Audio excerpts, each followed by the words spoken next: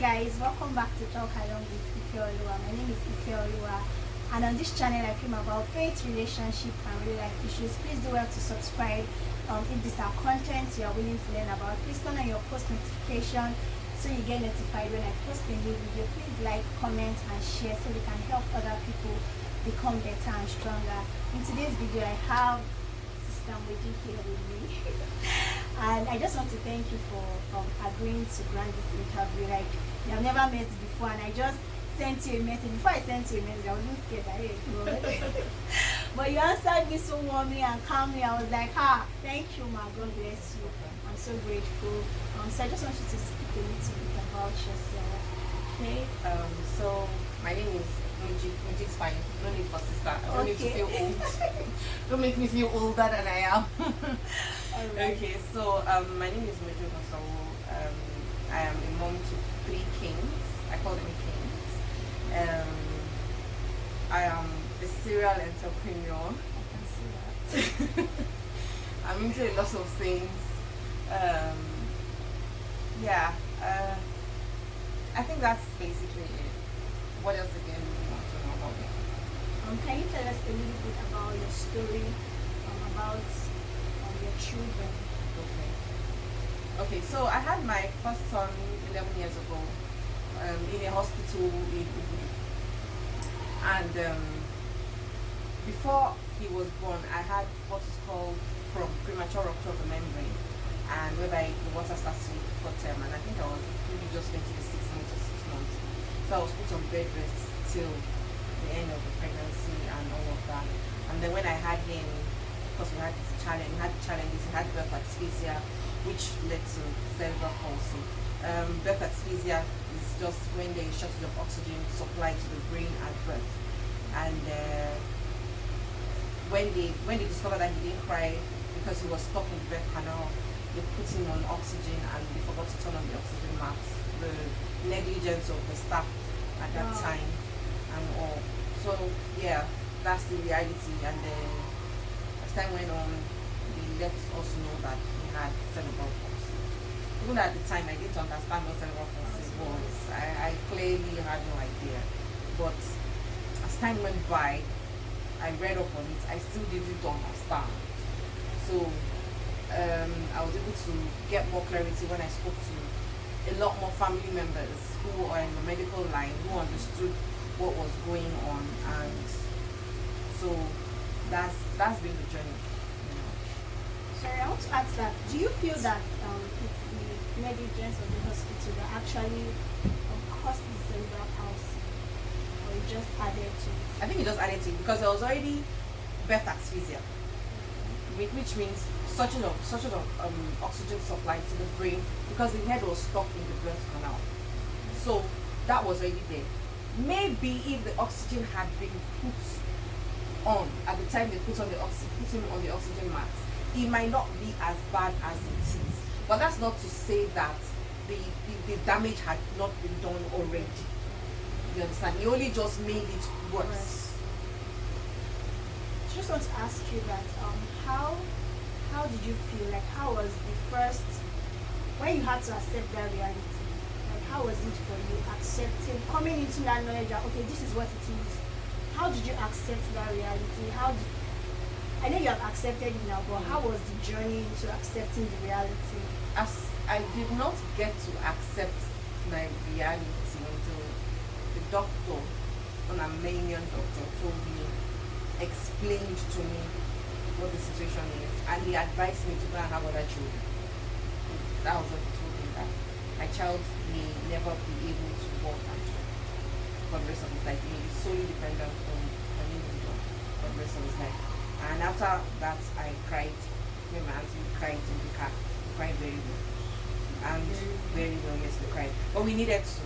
We had to, so that what was coming, the challenges that were coming, could be taken head on.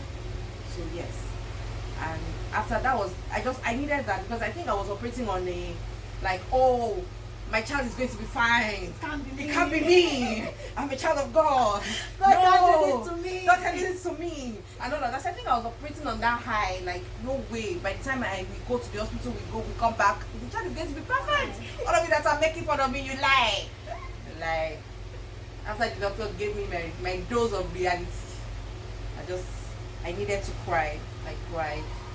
And after that, I cleaned up myself and I said, okay, now we're going to take it. That was when I came up with the saying of slowly but surely we will get there. So slowly but surely we will get there. So, what will you say to people that have special needs children and are trying hard to accept that reality? Like are still living in denial that this can't be me. The first thing is acceptance. If you don't accept, you will never be able to find a solution that works for you. Emphasis on solution that works for you. There are different solutions available.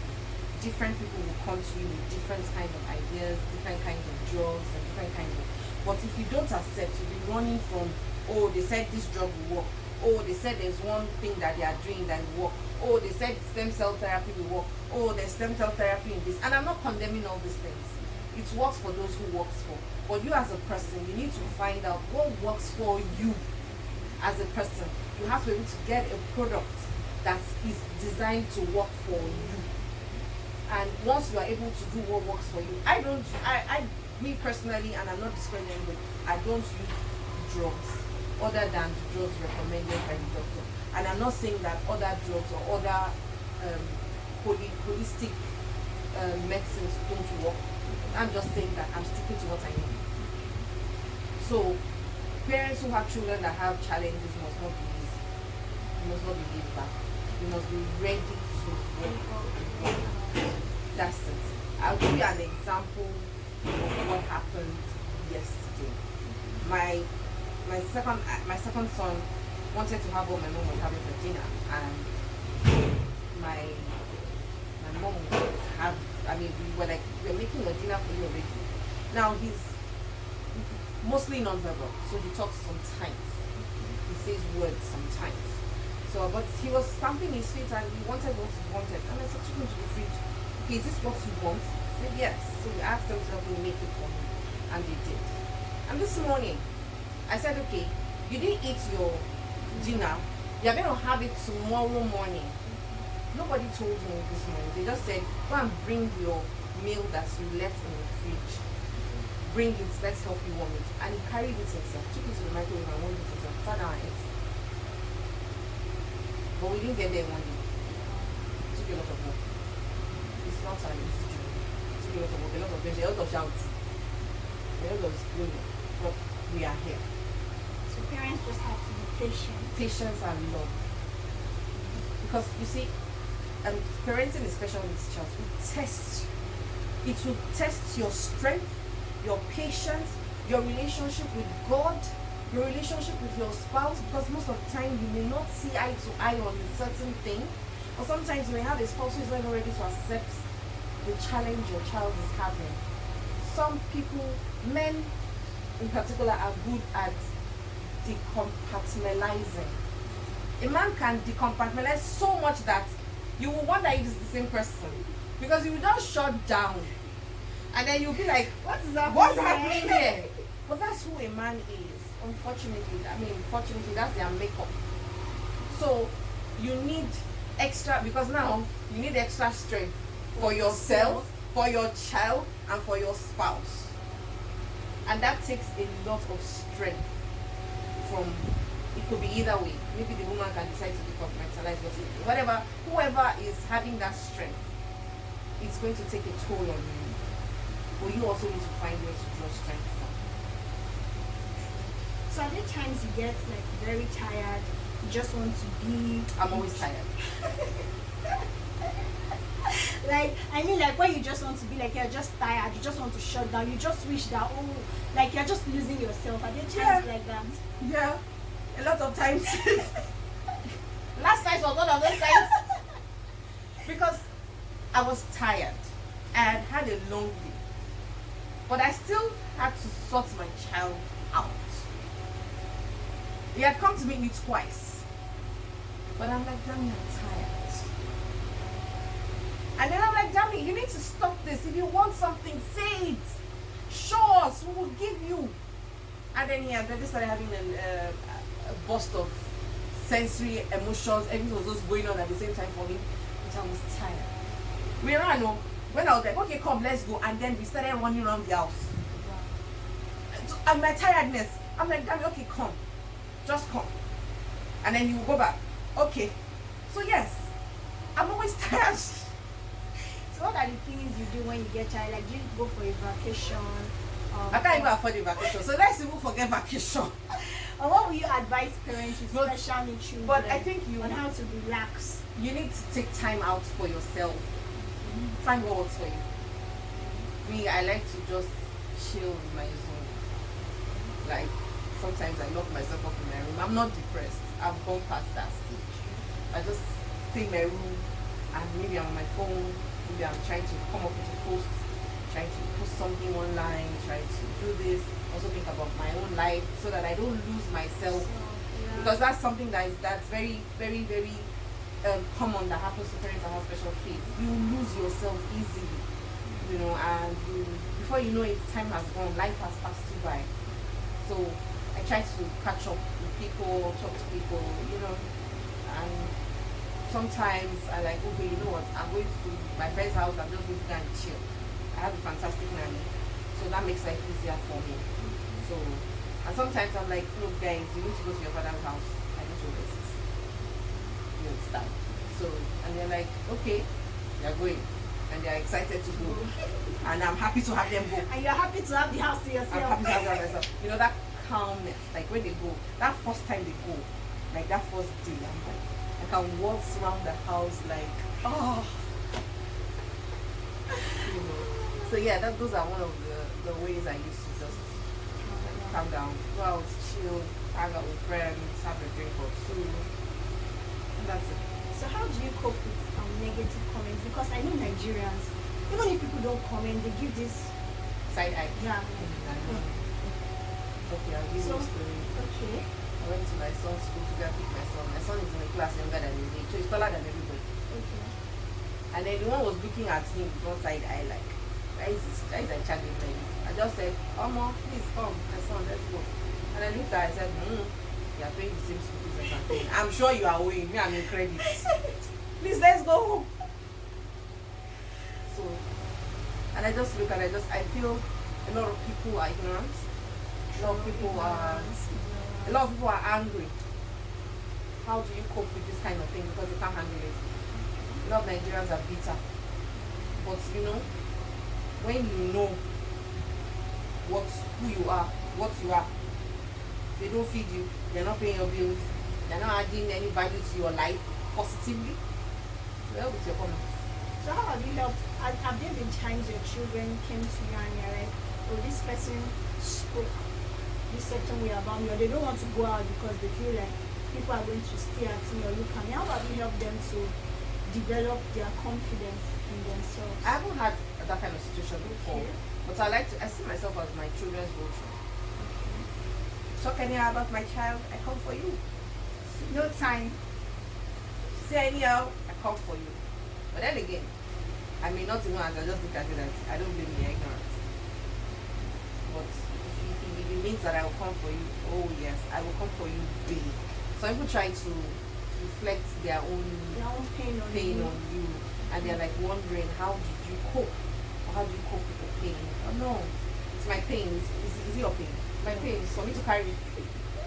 So don't try and reflect your negativity on other people. And I think this is a good point to pause and also talk to people. Yeah. Maybe you have family members that have special needs, or maybe your friend's child or something. Don't make them feel less of themselves. They are also human beings and they have stuff. Even if the children are still trying to come to their reality, dealing with their reality is one thing, then adding your own negative vibe to their own reality is another thing. So I think people should learn to be cautious. If you can't say something nice, just keep quiet. Yeah, I think it's just keep quiet. Just keep quiet. So how has this also affected your relationship with God? Okay. Initially, it drew me close. Because I felt if I worship God and I do right, He will answer me. And then when I don't hear answer in time, I'm like, what's all this now? Who is this God up here? Who is this God up there? Can't you hear me? All this my crying, my fasting. Can't you hear? And I withdrew. I stopped going to church. I stopped anything that had to do with God. Were you bitter at God? Were you angry? I was angry. Okay. I was angry that why me? Why did God have to do me like this? Like, I mean, what sin could I have committed? What wrong could I have done? I'm a good person. I don't deserve this. But there's nothing that happens to you that does not align with your purpose in life. You only need to know how to channel your situation to your purpose. So, after some time, I stopped quarreling with God. Yes, because really, you see, you can't fight God. Oh. You can't fight God. I stopped quarreling with God. I started going to church. I prayed 1 year for peace because I was troubled. And after fellowship on Tuesday, I'll go and kneel at the altar. I had so many needs. I had financial needs. I still do. I had financial needs. I had all sorts of emotional needs. I had mental needs. But I kept on asking for just one thing. Oh Lord, give me peace. I'm sure people that were standing beside me or beside me when I'm praying that prayer, they're wrong with this woman. Once I asked for healing, oh Lord, give me peace. And I'll just say, and I don't think I ever said more than, oh Lord, give me peace. Give me peace that surpasses all human understanding. Oh Lord, give me peace for 1 year on the altar. And peace started to come. And then I began to settle. Like, okay. And then life, all the darts life was throwing at me, that I was letting it get to me, I could catch it. Like, okay, it's not going in my direction. Okay. It's separated. I could take it out like, this is not going in my direction. This is what is good for me. This is what I should do. This is what I should do. For almost 2 years, I wasn't making any money. Like, I wasn't doing anything. I wasn't, so it was tough. It was really tough. But I'm grateful for where I am today.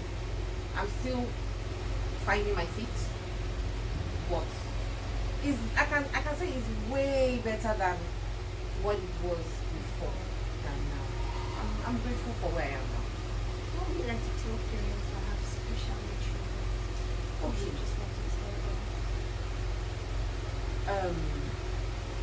First of all, you need to accept your reality, because if you don't accept, you will never be able to move forward. People will come to you with different solutions that does not work.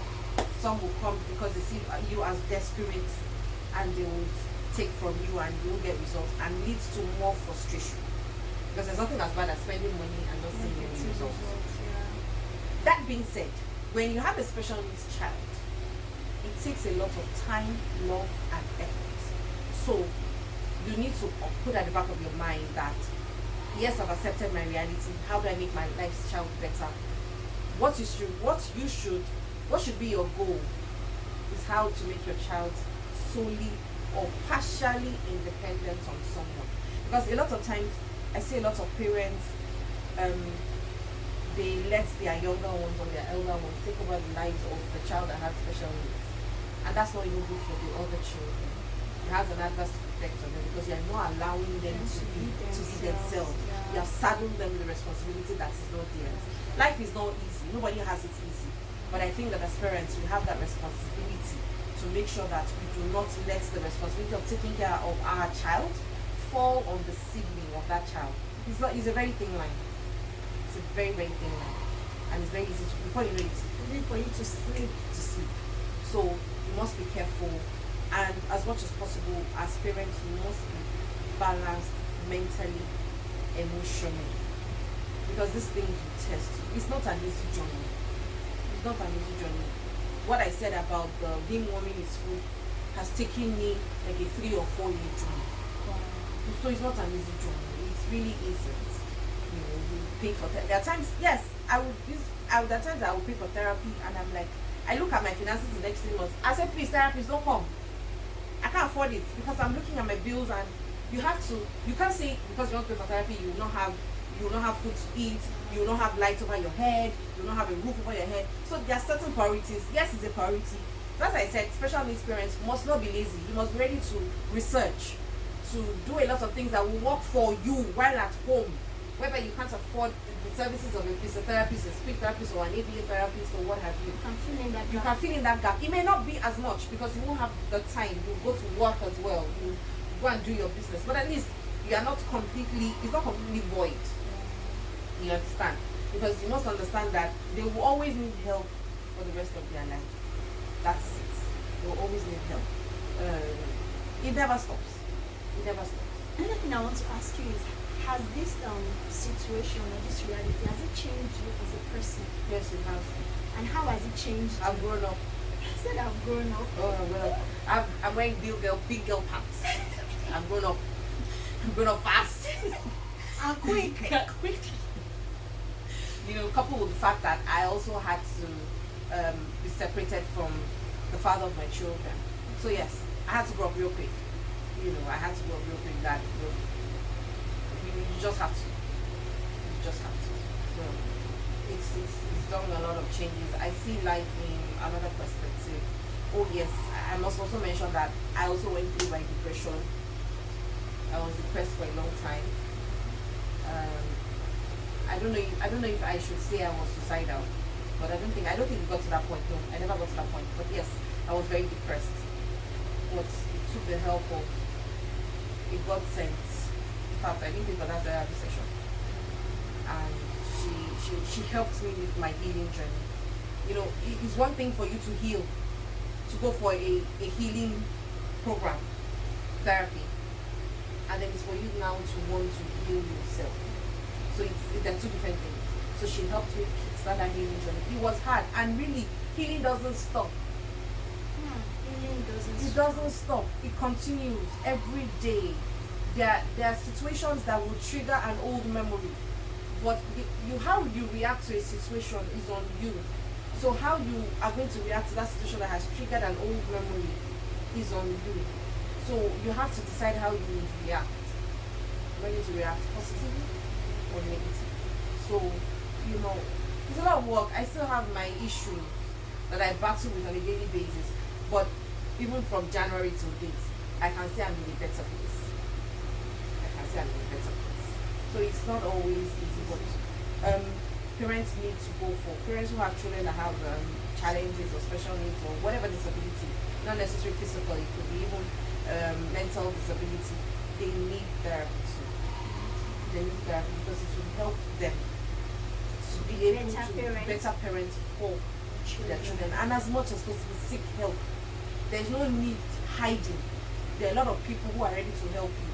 There are a lot of people who are ready to talk to you. I mean, I always say something on my Instagram handle that if you have any issues, talk to me. We can talk with you.